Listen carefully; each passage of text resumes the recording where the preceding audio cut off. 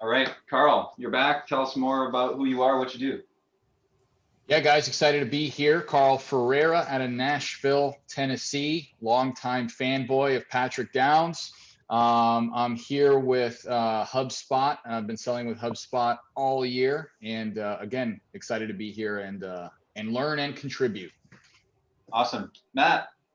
Matt Binder. I'm an account executive at Toggle, calling in from St. Thomas, USVI. Pat invited me to 5 on Friday, and I couldn't say no. I mean, look at him. So really happy to be here and excited to help how I can. Devin, you're back on the other side. I am Devin Banks. I'm an SDR at a company called Level Jump. We are a sales enablement tool built into Salesforce.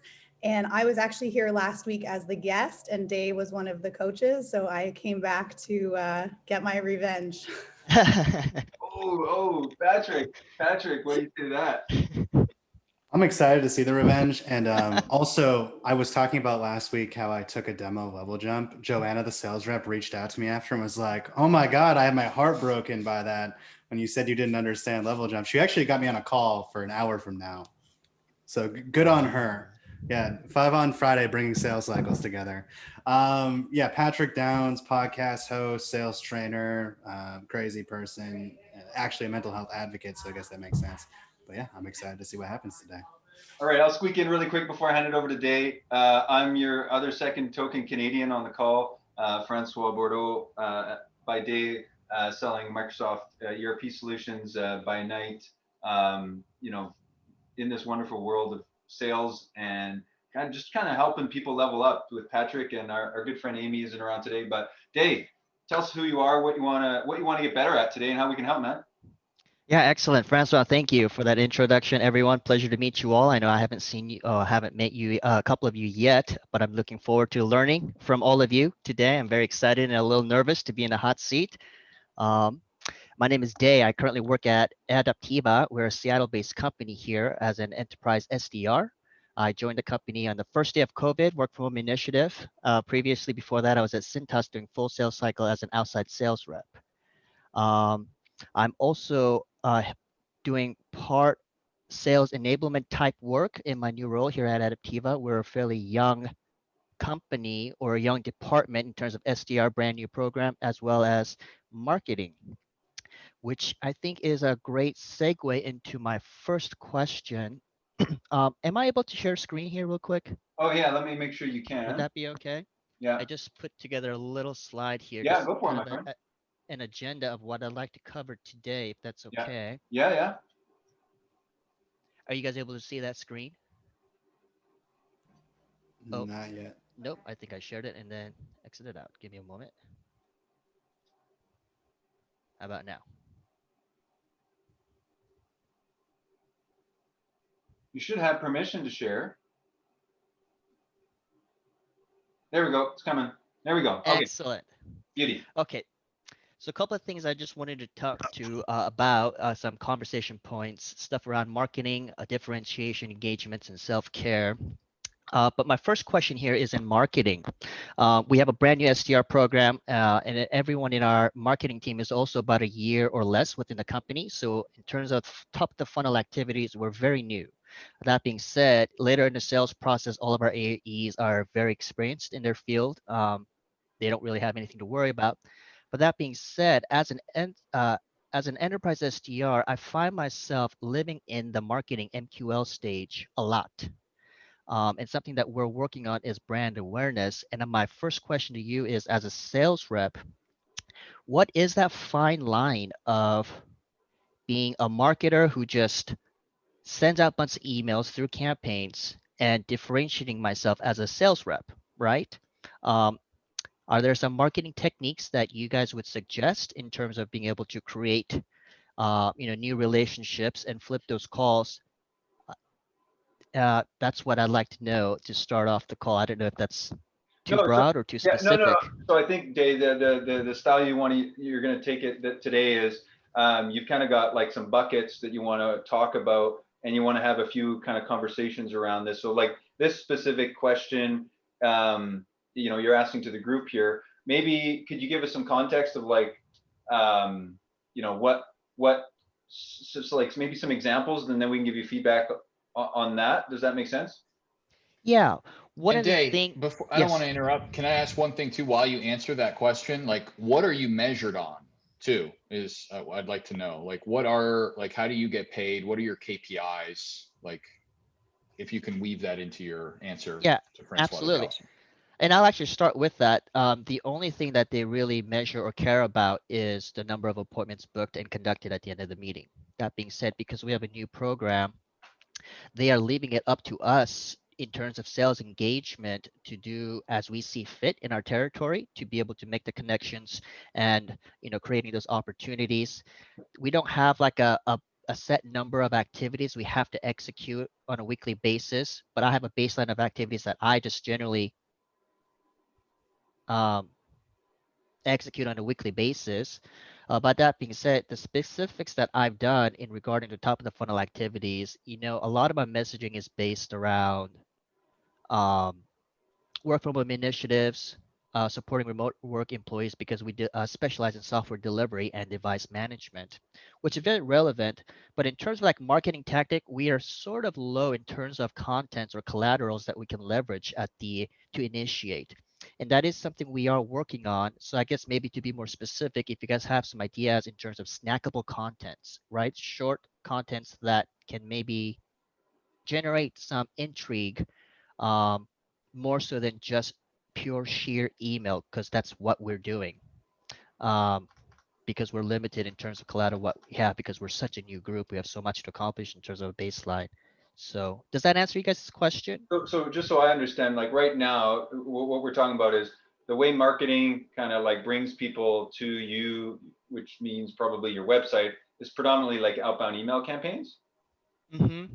And you're saying, that's working to a degree, but what else can we do? And what other ideas would you have? And when you talk about like snackable content, I'm thinking Yes. you're saying like social, like LinkedIn, or I'm going to say webinars, even though inside I really don't like the idea of webinars. Like who here loves staying on a 1 hour webinar? I hate giving I them. Like in Um, 2020, Can't imagine. how many webinars have there been? And like the drop off rate, and I don't know, like it's just the engagement's tough. But yeah. I'm just talking out loud. So, but is that kind of what you're saying, Gay? Like today, Yeah. kind of got one, not just one mechanism, but you're like, what else would you do? What else would you guys recommend? Is kind of what you're asking. Yes, I'm just trying to gather ideas that I can kind of bring to the table for our marketing and SDR team, the top of the funnel team, as we are having that discussion now. So any ideas that's working for you guys and how SDRs can leverage those collaterals or better work with marketing in terms of, initial engagements, that would be awesome. So who's your ICP? Like who's your ideal buyer? Like is it Carl, like the end user, or Carl's boss? Probably the boss. People in the IT department, right? People who do oversee the end user experience, but more so in the backside of IT of things, administration who oversee these software contents, for patches and delivery for their devices. So you're Does that calling answer IT directors and IT director, CTOs. yep, and CI, yep. Okay. And just to be clear, Francois, like I am an individual contributor, but I'm also a boss. So I just Like want to, in life in general, or right, in just in role? life, Okay. mainly just over my kids, but life too. Anyways, yeah. So Dave, what I'm hearing then to consolidate everything that you're wanting and looking for, you guys are building out a playbook from scratch. It sounds like you are Oh, at the yes. beginning stages of shaping your messaging, figuring out which messaging is compelling, which content resonates with your buyers, and then breaking that down into actionable tactics, emails, cold call scripts, even marketing content as well. Yes, sir. Love it. So like to dovetail on that, you have probably this pretty big like total addressable market of IT directors, CTOs. Would you even say like right now your focus is mostly like US or North America? My territory is, Northeast and Canada. Okay. Northeast of America, yep. So that, I mean, that's a lot of people, my guess is, and then, you know, obviously there's email campaigns, but then there's, you know, what else could you do to drive some interest? Like, where are these people looking? And let me ask you this, like, do you, from the outbound email campaigns, what's the inbound, like, you know, open rate and like, you know, leads that are coming in? Like, is that's happening and it's not sufficient, or there's Actually, that has not happened yet. Yeah, there's no inbounds coming in. So everything I've generated so far, or our team has generated so far, is sheer outbound. So when I say we're in the early stages of marketing sales alignment, that's where we're at. We have conducted webinars in the past few months or so since I've been here, but most of those attendees are current customer based, and it's hard to say where, you know, what works and what doesn't work, because before I got here in March of this year, previously they had third party SDR function, so there hasn't been necessarily any baseline of what's worked, you know, so we're starting scratch from the SDR as well. I guess in terms of connection, communicating, right, with our prospects, calls and LinkedIn has been the best source or platform, I suppose, in terms of engagements. And I'm really getting no replies on any of my emails. So I'm just looking for creative ways, whether it's marketing tactics or even sales, how at the top of the funnel, how I can identify, you know, early stage buyers and be able to provide value to them, right, and build relationships long term, because these are pretty big deals and they take a while. I would say the average sales cycle is about 6 to 8 months Jay, would minimum. you mind sharing what some of those cold emails look like now? I can. You have to give me a few minutes here. Even just like a rough idea if you don't actually pull up your inbox, just sort of the structure, the framework. And while you're doing that, and you know, I don't want to get you too much multitasking, but when you were saying you're having some success on LinkedIn, is that, you know, following an ideal buyer and then connecting with them and then a DM, or like what does that mean? I'm sorry, will you repeat that question one more time? Sorry. Yeah, so when you say you're having some success on LinkedIn, can you define that? Is that Carl's an ideal buyer and you follow him on LinkedIn, you engage with him, and then you connect with him and DM him and have a conversation? Like, what's success on LinkedIn look like? So the few that I did flip, they were individual contributors. And that was only 2 that I flipped from that platform. And most of my calls that have been flipped and conducted was through phone calls, straight up cold calling.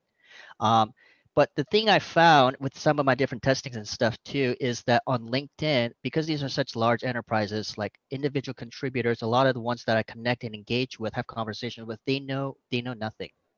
Um, I'm not getting much response back from the frontline managers, if you will, or even executives on LinkedIn. But I get most engagement from individual contributors, but they have no referral or direction because they're working in huge, you know, Fortune 500 companies, which is our ideal target here. Right. They're such large enterprise, they just know nothing. That being said, the reason why I went back to calls is because I've had most amount of success with calls at the executive level. Because from my understanding with these initiatives for working from home and, you know, digital transformation in that category, these are the people who have any idea about the initiatives and the direction of the company, you know, that they're trying to go. So the individual contributors, if you will, are maybe lower down the ladder, but they're not the decision makers. So you want the folks at the top, but you're not having much luck getting to them. Yeah, I suppose. I mean, just straight up calling them directly has been most success, but anything out of that, no, I have not had success. Yeah. So sorry, let me reframe that comment. The folks at the bottom that you're talking to, you know, they have interest, but they have no influence. I would say half and half, right? Okay. If they're not in that department, we're in a niche of niches, right? Like Microsoft SCCM, that's the platform that we support and enable.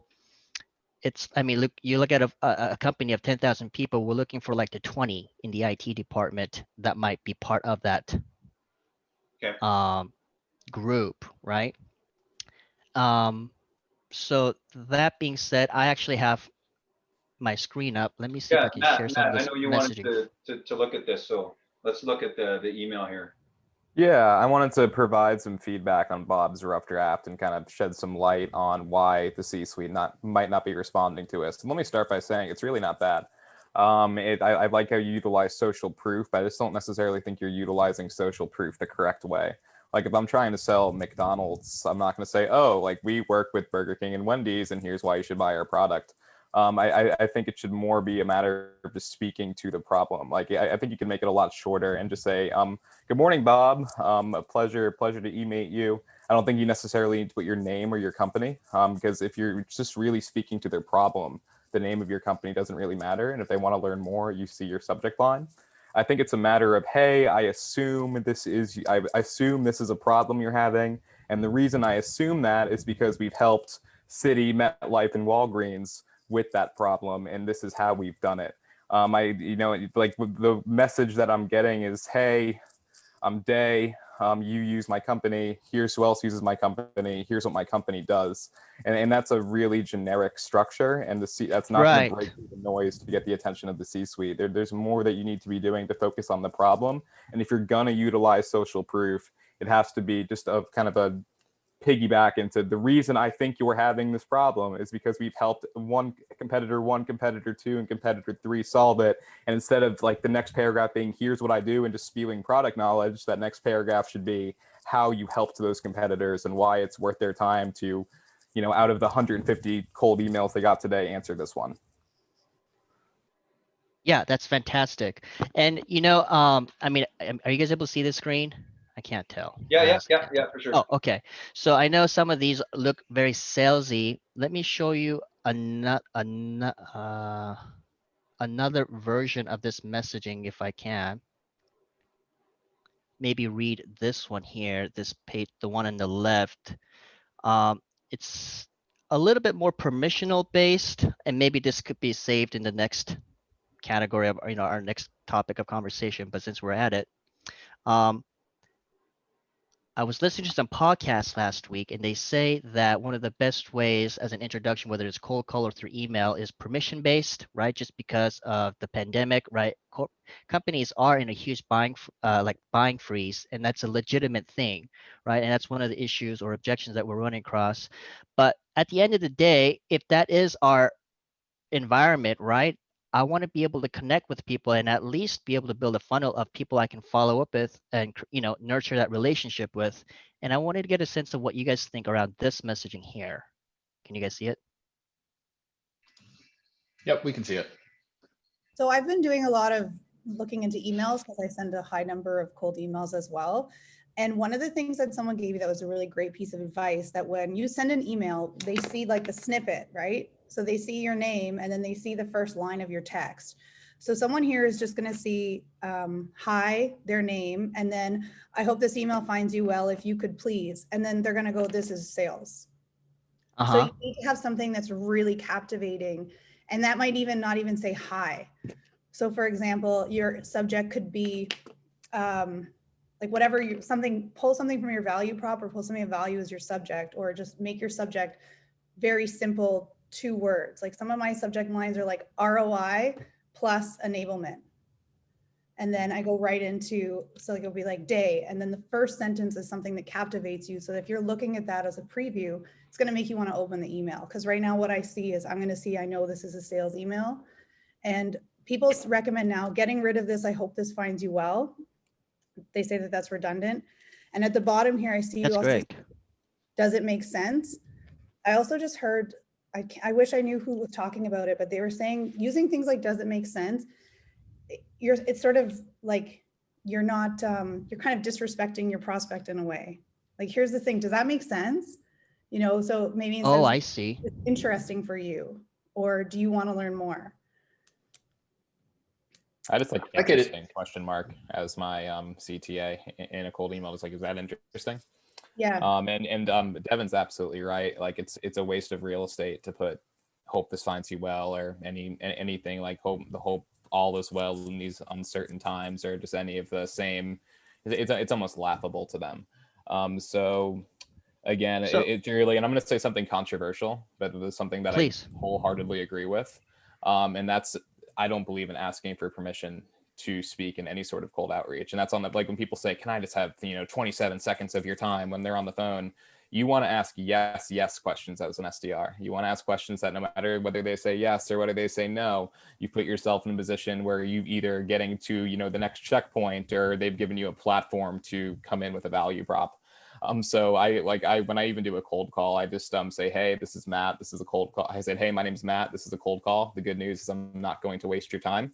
I came here with one well-researched question. That question is, how do you know that you are blank? And maybe once I ask that question, it will illuminate what it is I do, and it'll be like, oh, I was looking for something like that, or oh, we don't do that. I want to hear this person out. I might not have gotten that platform. Said, hey, this is Matt. I'm a shaking, terrified SDR. Can I please have 30 seconds of your time, please, please, please? They say no, and then that conversation never would have gotten off the ground. And that goes for email as well. Don't ask. Just if you have something of value to them and you know that, you shouldn't. Your time is valuable too, right? Right. So you would, so in the context of emails, you would just, I don't know, would you say at the end of it, you would just ask for time? No, you're right that you're right in the sense that you don't want to ask for time in a cold email. That's like, going to the bar and just slipping someone your phone number and walking away. That's not cool. So I don't believe in dropping Calendly links in a cold email. I used to do that, and then when I stopped doing it, I started getting more results. The idea is to start a conversation. Right. I think like what the CTA is sort of like preferential and semantics. I personally to say interesting, or something like, or like what Josh Braun would tell you to do would be to go for no and say like, is this just a huge waste of time reaching out to you about something like this?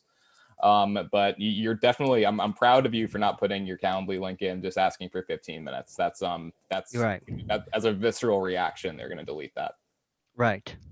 Jay, I think if I could say something, I think one of the first things when I look at your emails, I'm just like, there's just a lot of fluff, like there's like a lot of fat that just needs to be trimmed.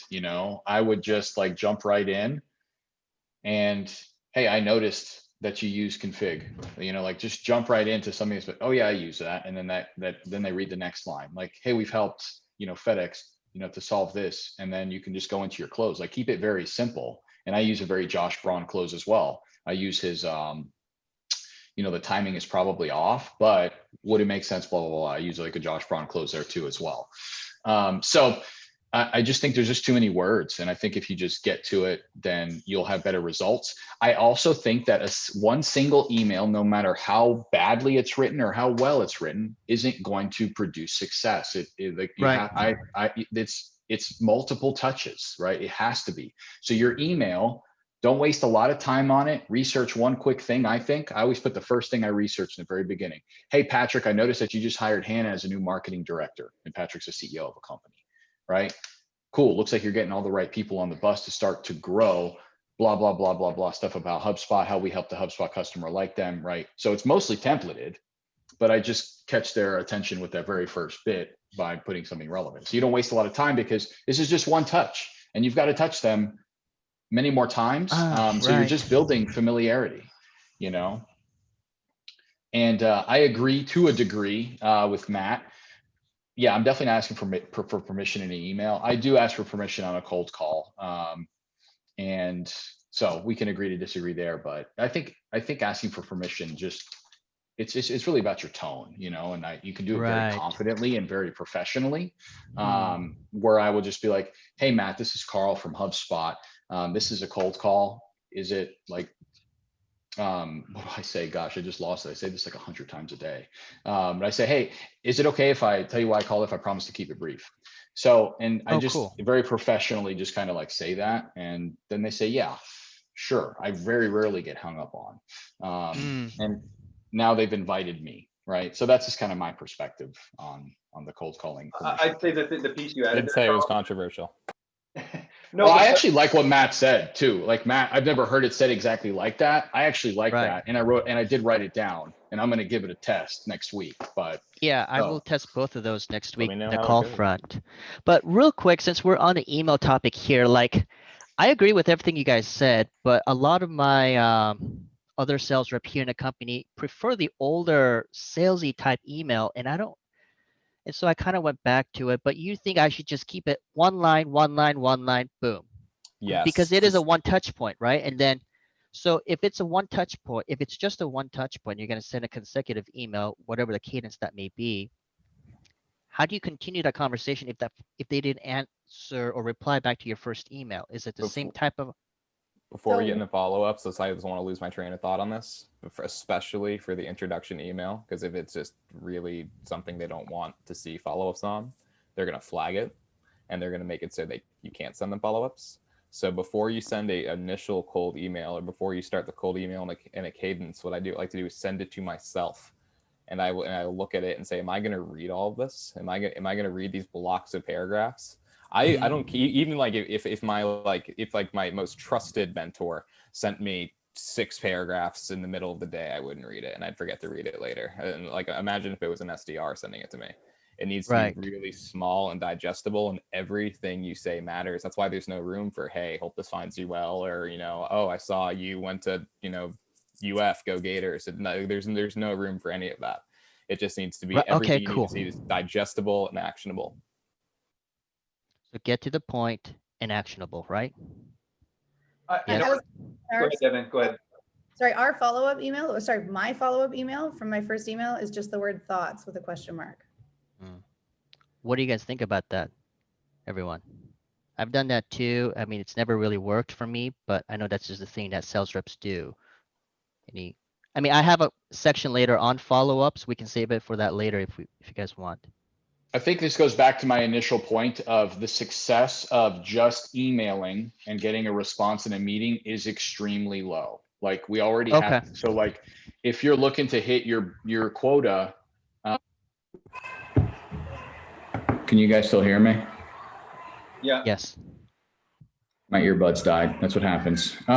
If you're looking to just hit your meetings quota off meetings, like you're going to fail. That's the thing. Like success comes with multi-touch, multi-channel outreach. So does a email that just says thoughts work by itself? No, right? It needs a first good value. I see. It needs a phone touch. It needs, like, sometimes that will work, but I don't know. That's just my thoughts. I think to Matt's point, the goal is you get meetings with low hanging fruit, people that are in a buying window, which is very few people in any given quarter. And then the other people, the other 99%, you don't get unsubscribed or marked as spam, right? So that you can continue to reach out to them later. Okay, yeah. And just to be clear, I do create multiple touch points too through different channels, but the email one is lacking seriously, just personally for me. That being said, let me go to my next. So one comment I'll make is whenever I'm putting together a sequence, the thing in the back of my mind is it's a war for like attention. Like people are just scrolling through email, social, and like Devin said, they're seeing like a snippet. And so like, how am I going to stop them from scrolling? And I've used some where like Devin mentioned, the subject is like a statistic, so like 83% or 41 hours. And then the line, like the email is one sentence. We've helped this customer save, on average 41 hours. And then to Matt's component, interested. And then they build from there. Like I look at it as kind of like a story of interest. So, you want to keep providing like some interesting tidbits. And I think, was it Carl, Matt? Like you want to stay out of the unsubscribed or spam folder. And I mean, I think it was Devin that said, as soon as they see kind of a templated, like, how are you? It's terrible that the world is, crashing and burning. They're just like done next, like they get 1,000 of those. Whereas I think, and maybe it'll change because everybody's using this now, but if you give them those, little spears of like, here's a little piece of information. Are you interested or not? People just don't have time to read through this. But if you have something that's a little bit compelling, they'll at least keep listening. Can I show you one more email? I'm sorry. May I do that? This is a completely different email that I've sent, that I normally send, but this is to the CIO at Estee Lauder company. But I saw an article that came up in LinkedIn, but I tried to just leverage that and create a bridge to see if we can connect What do you guys think about something like this? I think the subject is interesting because you did your homework, but I know everybody's gonna slap you on the wrist and say, why did you use this? Meet you. You could go right into the endorsement thing. That's my first comment. Right. Okay. So that's fat. Cut that out. One of my questions is why are you emailing the CEO of Estee Lauder? Like it's I'm sure that's not CIO. CIO. Because we're trying to target people in the tech department, and I thought if I went straight to the top, he might have someone. I think Matt thought you were going to CEO. Even so, like I think the logic should be for B2B, and that's it's like about as enterprise of a company as it gets, and I'd love to hear some pushback on this if you disagree. But when the C-suite of $1 billion company is going to be a lot less likely to respond to an email than say like a director or a VP who can be a champion and who's going to have to sign off on it anyway. I agree. Because the CIO isn't going to do any of the implementation. At the very best, they'll pass you down. They're not going to have a meeting with you unless there's something real, unless they just happen to be in that like absolutely peak buying window. They're going to be thinking, okay, this is something we want to do. This is a problem we want to solve. Who's going to be the person in the weeds solving the problem? So I would be reaching out to like the VP or the director who seems to be most in your niche, because they're going to need sign off anyway. I've come to find from talking to CEOs and COOs and CIOs that the thing that kills deals in the boardroom more than price or more than like the ability of the service to solve a problem is a lack of faith in the person who'd actually be doing the implementation internally. So that's a person that you're going to have to get in front of anyway, and you're going to have a much greater likelihood of getting that person interested because it affects their day-to-day more than the CIO. That's really great feedback. And just so you know, my focus is VPs and directors. I guess I shifted my focus to that seniority level, and I haven't really engaged with C-suites, and that's my question later, but I think that's answered now. So in general, you think that reaching out to C-suites would be a waste of my time? Yes? At Estee Lauder, not at a mid-market agency. Okay. I don't think. I mean, it's like, is Tim Cook going to have a meeting with you from Apple? Probably not, but that doesn't mean you can't get a meeting with Apple. I see what you mean. Okay. Yeah. Thank you. Take back off that. Again, it's just an email. I think it's totally okay. Michael Smith probably doesn't even check this email, right? He's probably got an assistant that does it. But what I would say more specifically, Day, about that email is like, I don't know why you emailed, like if you go back to it really quickly. Oh, okay. Sorry. Oh, no I worries. want to just comment on the email itself really quickly. Please. Like I was reading through the whole email. I didn't know why okay, pleasure to meet you. I thought your opener was great. Like loved Hurley's endorsement. That would catch my eye. Having entered fiscal year, 21 with budgets already approved, blah, blah, blah. I'd like to offer myself as a resource for what? Like most crystal ball completely missed a colossal rise. Like this is all fluff words, right? It's brought on new IT challenges. That's super vague, right? Supporting remote employees and their devices, super vague.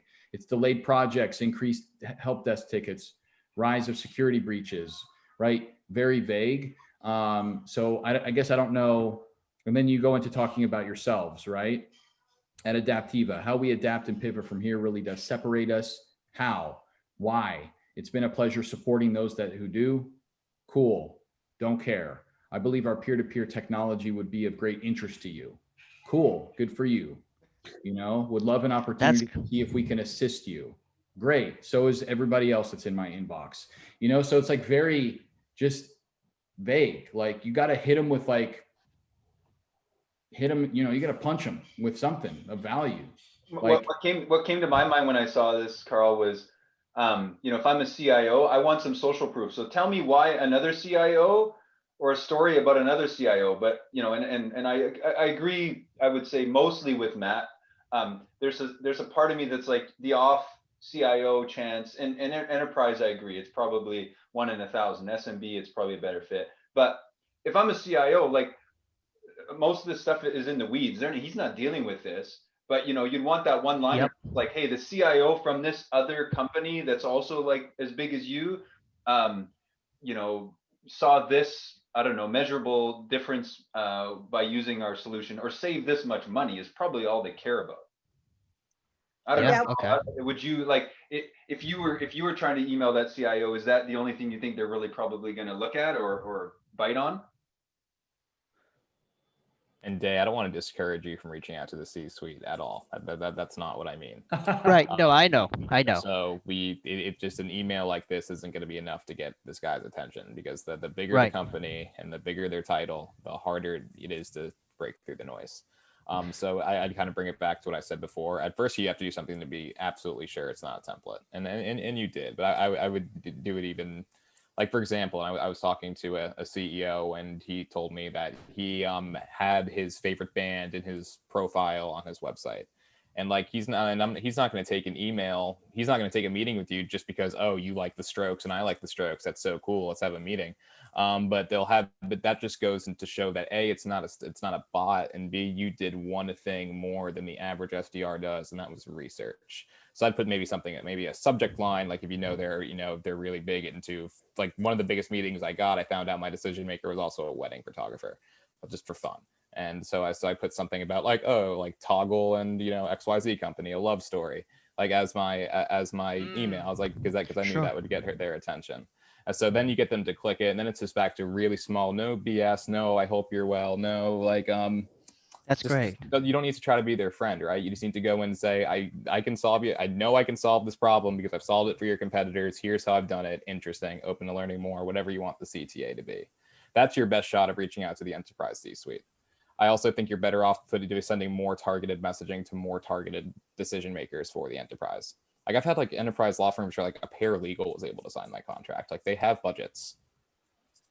Right. That's great. Thank you. I don't think you're telling this guy anything he doesn't already know either. Like, if he Mm. opens his email, he already knows all of this stuff. Like, he knows everyone knows 2020 has been a shit show, right? So, like, Right. I'm not really offering him here like anything new. And just like, I think it was either Matt or Carl who said, like, what do you do? And like, what do you do? Like, I don't think that is clear enough how you're going to be a resource and bring me value. Thank you. That makes sense. Sorry, give me a second. I gotta write that down. There was no love for that email. That's okay. That's all right. Please, please just be truthful. I mean, I don't take offense to any of that. That's all great feedback. I mean, I've been trying to find out like what's fat in the email that I can get rid of anyways, and I think I got confirmation from you guys. And I guess this kind of sort of falls into what we've been talking about, which is differentiation. Like, I see a lot of sales rep out there or just professionals talking about their own personal brand and how that can help you as a sales professional. Is that something I need to think about or need to do? Is there something there? So Is that you're talking about like important? on LinkedIn, when people, like, if a VP of IT gets an email from you or a LinkedIn message, and he goes and he looks at you on LinkedIn, or how do you stand out today or differentiate? Yeah, I mean, I did update my LinkedIn profile, but is that really it in terms of like your personal brand or whatever it is that people talk about differentiating yourself? I guess my question is, how do I differentiate myself in today's economy? While every sales rep is, reaching out to these companies. Well, I think there's two points to that I'll add, and then I'm curious what other people's feedback is. I mean, one is, what do people like? What if Devin's looking at you as a prospective vendor? What does she see that she goes, okay, cool, maybe Day can help me solve my problem? And then I think there's like almost like a broader picture of like, who is Day in general, and what is he trying to tell the world about him, almost like from a career perspective, not Day who works for this company today. If that makes sense. Oh, I see. Yeah, no, that makes I'll sense. kind of leave it there because those are two thoughts I have, but curious what other people think. Would prospects even care? Depends on the industry you're selling in. Like, if you worked at Gong and you were selling to other salespeople and you could provide like actionable sales advice and like build like clout in the sales community, sure. That's why Gong has such a powerful social media presence, because they sell salespeople. But I don't think I kind of get the impression that your ICP isn't super active on LinkedIn, and I don't think they necessarily would care about actionable sales content, right? Because you're not Right. in IT, you're in sales. You don't have any content that's really going to necessarily interest them. So I can tell you one thing not to do, and that's not to go on LinkedIn and just reshare your company's posts like most people do. That's like, ugh, I have not like, done that. Yep. no one wants to see that. But I guess if you want to differentiate yourself, I was talking to someone who's one of my first LinkedIn connections, actually. I've only been on LinkedIn for like 9 months. But he kind of treats it a little bit like Facebook. Like he doesn't like post anything like, you know, very like partisan, or he doesn't post anything controversial, but he lives on a farm and posts pictures of his farm and posts pictures of his kids and posts pictures of soccer coaching. And at first I kind of, as a reaction, I was like, oh, this is what LinkedIn's for. This is Facebook. Like this is I don't like this. But then like Yeah. the more longer I stayed connected with him, I kind of felt like I knew him. And then now I know that if I ever needed a service, I know who he is, I know what he does, and I don't even think I would go shopping. I think I'd reach right out to him. So I think this isn't something that I necessarily do myself, but I think the best way to stand out, I'm starting to realize, is kind of find that like center in the Venn diagram between LinkedIn and Facebook. That's great. I think, Day, my advice would be, I'm not some big LinkedIn influencer. I post kind of sporadically. I definitely want to be more consistent. But I think the first thing is like LinkedIn, Facebook, like try to find the groups. You know, what's really helped me is like being in the Revenue Collective, like being in Rev Genius, like some of those little groups. You'd be amazed by how many times conversations come up and you talk about stupid things or whatever. And then they're like, oh, by the way, we're evaluating HubSpot, or we want to move off Salesforce, and then it's just like, there it is, you know? So Right. what I would say is, like, instead of trying to be like a big influencer on LinkedIn, which is like, go for it, like share good content that your ICP, your target market would care about. But I think more importantly, like, go rub elbows and meet people in their groups if you can, where they're hanging out. Is there a Facebook group? In my last role before HubSpot, it was all Facebook groups of like executive directors and communications directors at large nonprofits. They hang out on Facebook a ton. I went there, right? So find out where your people are hanging out. There are groups, they have Slack channels, they have paid membership clubs somewhere, Patreons. Go find where that is and go in with not the agenda to go and sell and book meetings, but just to meet them, hear from them. They're going to see your name. Again, you're building those familiarity points to where so often HubSpot just comes up naturally in a conversation, and vice versa. Somebody else pitches me something because we're having a pain at HubSpot over something, and then I introduce them to the right person, right? And it just like happens naturally when you're at the right place, right, in the right time. So I think That's you guys, great. Matt and Carl, brought up two really important points. Like, you've probably gone into Sales Navigator Day and done a list of, I don't know, 200 VPs of IT and filtered on how active they are on LinkedIn. There's a high probability they're not really active on LinkedIn. Like, Yeah, that's very true. That's absolutely true. what's the name just escaped me? It's like Stack Overflow is like one of these tech sites with like people posting, my server, blah, blah, blah. Like that's probably where you want to go hang out and see who the guys are that are talking about the problems that you help solve, and not so much to go in there and say, hey, I solved this problem, but just maybe be like, just be Right. watching, observing, seeing what they're talking about. Because if they're not on LinkedIn, I'm not saying LinkedIn's a waste of your time at all, but that's probably not where your buyers are. That's great. They might be on Twitter. They might be on Reddit. I don't know. Or Totally Dave, depends on who you're selling to. Maybe you want to start a podcast and just start interviewing CTOs, and then you're just sharing your own content, like maybe you create your own little community where you, instead of trying to book a meeting with that guy, Mike or whatever, maybe you ask him to like come onto your podcast and interview him. I don't know. Like there's so many creative ways that you can even create your own communities, or your marketing team should definitely help you do this, to bring people together that are your ideal customers, building your own audience and of your best customers, right? That's like, I feel like selling, that's like content marketing and selling, in one. For sure. So, yeah. Hey, Dave, we're at about almost the 10-minute mark, and I see you have lots of other great questions. So I just want you to be cognizant. But where do you want to go next? Is there like is there one major one or two major ones you want to make sure you can ask us? Yeah, I think most of these were answered throughout our discussion. I want to focus on follow-up strategy and nurturing leads. Some of your perspectives on what some best practices for those.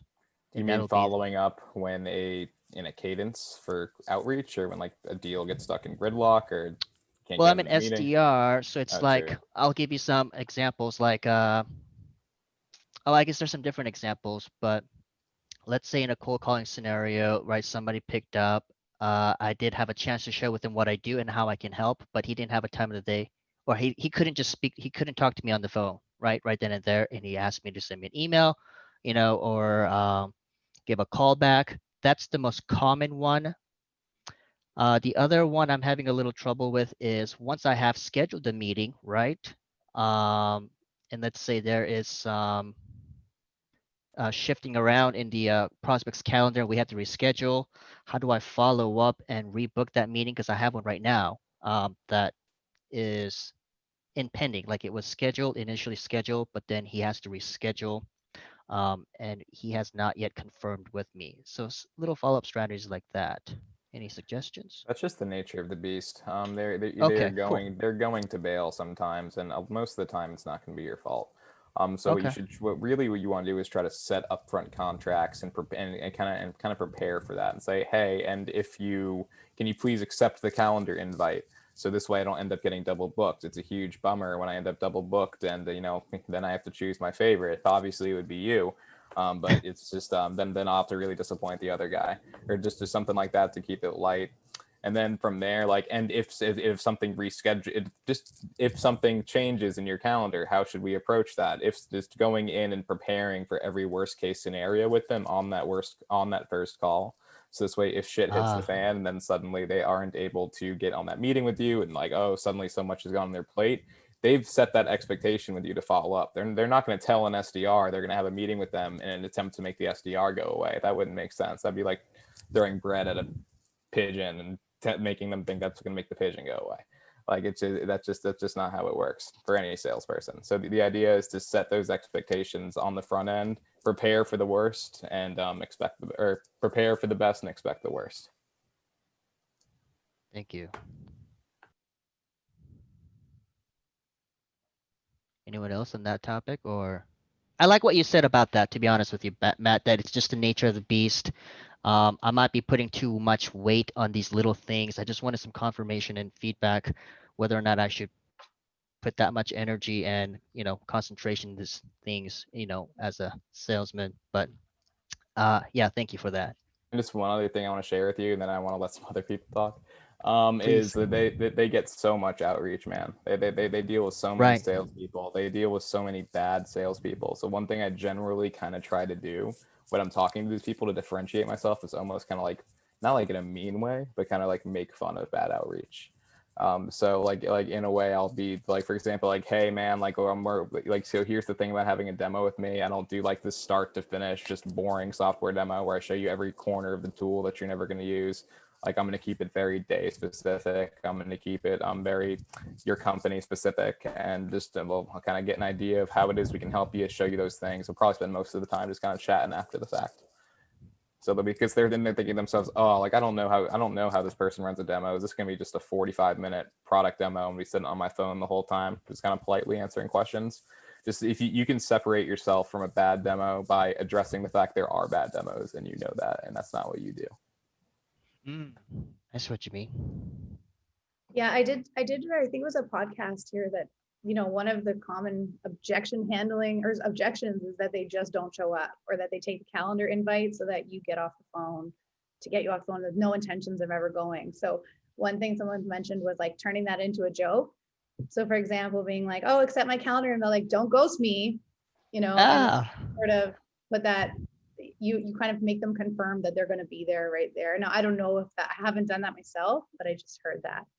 And I think to that's piggyback what Matt said about the outreach, that's definitely one thing I've learned myself as an SDR. Like when you're alone, especially I think when we're from home, we kind of overestimate like how much real estate we actually have, because everything is around you and your company, right? Like your whole world as a day is focused around that. So you have to remember, like, they're getting a whole bunch of stuff and they have all these meetings and all these calls. So don't take it personally if they don't show up, right. or if they don't do that. Like, you're really just even though they seem like our entire world, you're just a very small part of theirs, and it's not about you. Right. Right. Fantastic. Actually, I have one more question actually. Do you guys have anything to add to that? Anything else?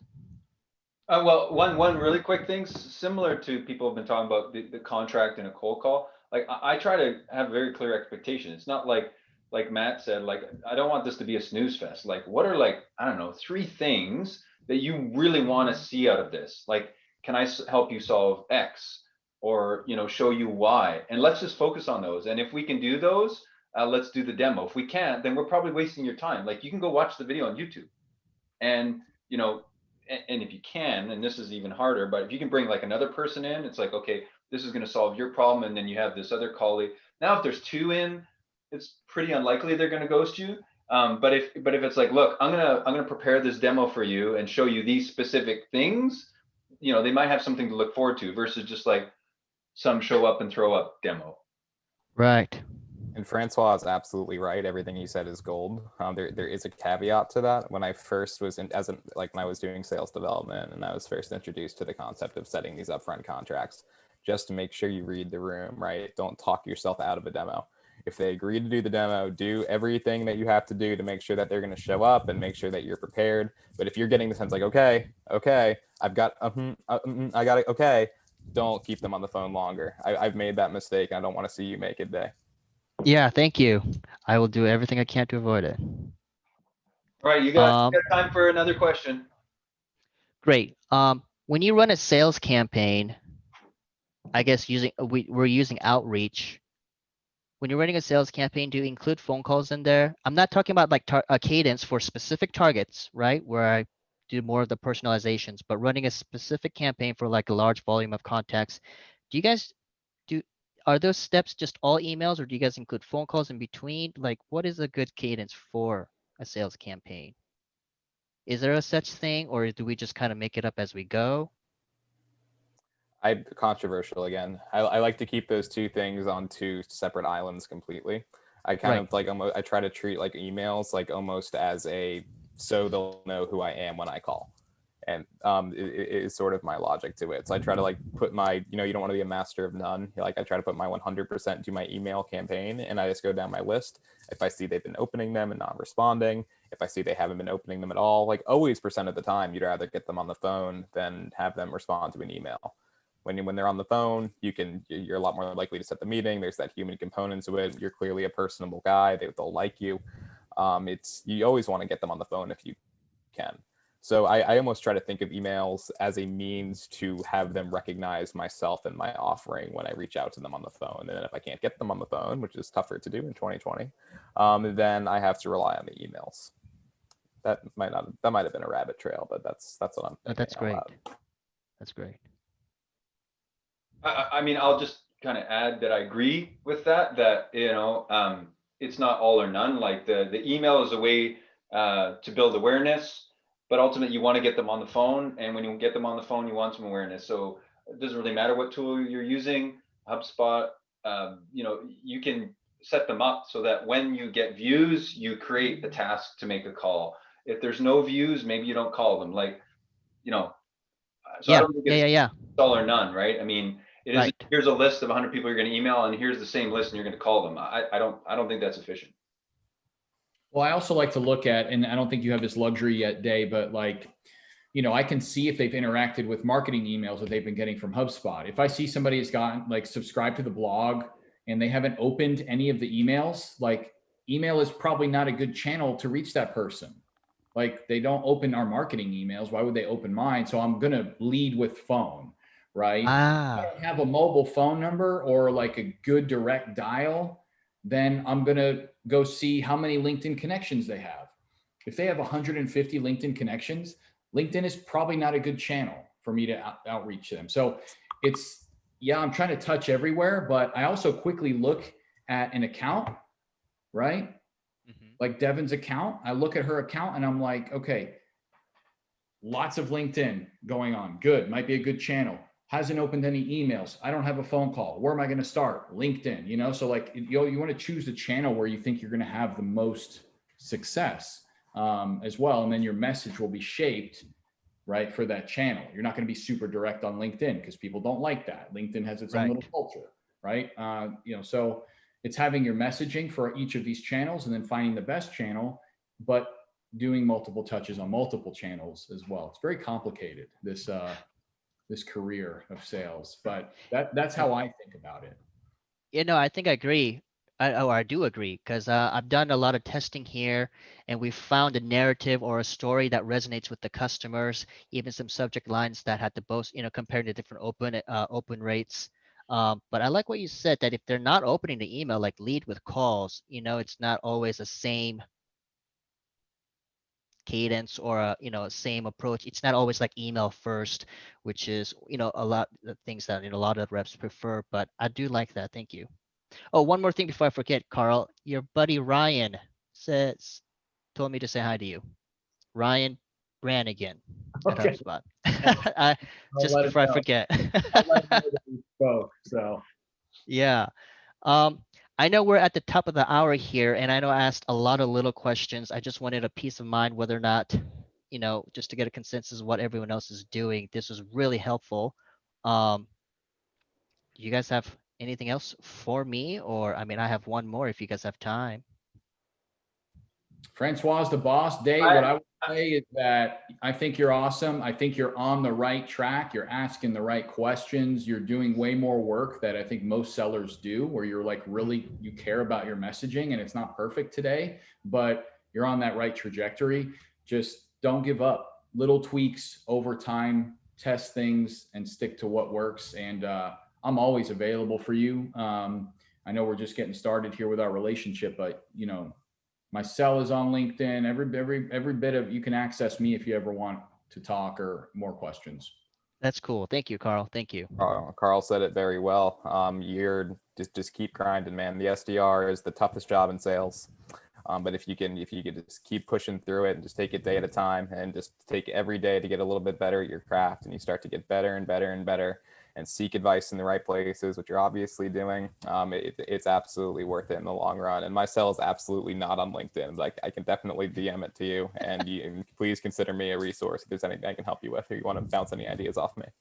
Thank you, Matt. I appreciate that. Thank you. Awesome. I got to hop, but you know how to reach out to myself, the rest of the group.